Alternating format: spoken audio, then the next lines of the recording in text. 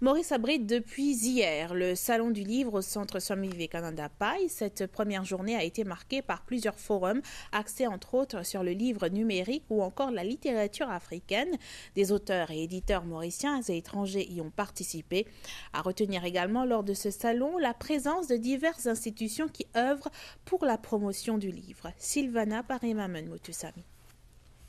Albums de jeunesse, bande dessinée, œuvres de fiction, histoire, les titres présents à Confluence 2013 illustrent la qualité et la diversité tant des éditions locales et régionales qu'internationales.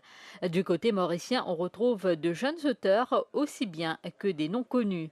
Les auteurs à compte d'auteur, nous sommes des auteurs qui sont édités à notre propre compte. C'est-à-dire, on ne passe pas à travers les maisons d'édition et motive toujours envie, partage avec mon pays, avec mon nation, ce qui motive tout le temps envie d'écrire. Je suis passionné de la littérature. J'édite mes livres et d'autres auteurs aussi, dont Yoga C.S. Palan, Thierry Château, entre autres.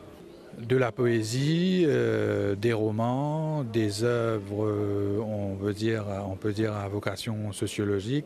On retrouve aussi des ouvrages en plusieurs langues, dont le créole. Mais depuis 2-3 années, avec reconnaissance langue créole, avec son introduction à l'école, nécessité les autres types de livres fin prend forme. Et donc, nous pouvons travailler ou une maquette pour une encyclopédie en créole qui prenne en même temps une vocation pédagogique et en même temps une vocation informative que on peut apprendre une connaissance encyclopédique dans cette langue maternelle.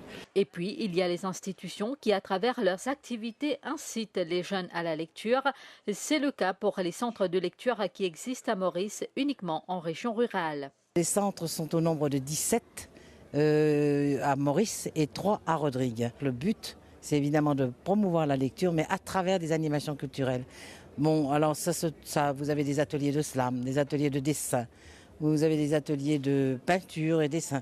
Une moyenne totale des centres ont à peu près 1000 lecteurs.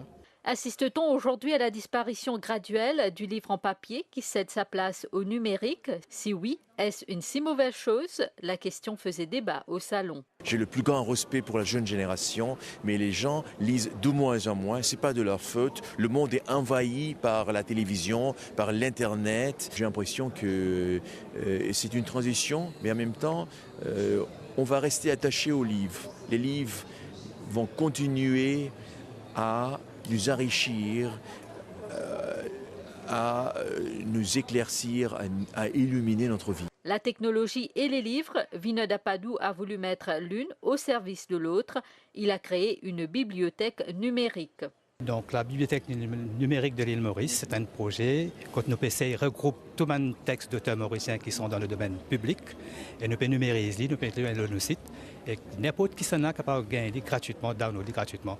Aujourd'hui, ça texte ça tellement rare, ça existe qu'un ou 2 ou 3 exemplaires seulement dans les bibliothèques mauriciennes.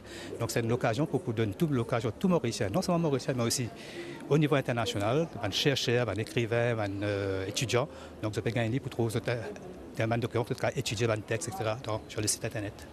Demain, la matinée sera dédiée à des ateliers jeunesse. L'après-midi, plusieurs conférences sont programmées.